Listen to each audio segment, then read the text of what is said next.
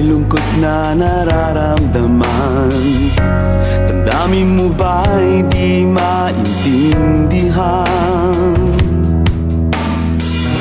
At sa tuwing ako ang nasa iyong isipan, may nakita ka ba na ibang kasiyahan? Nandito lang ako,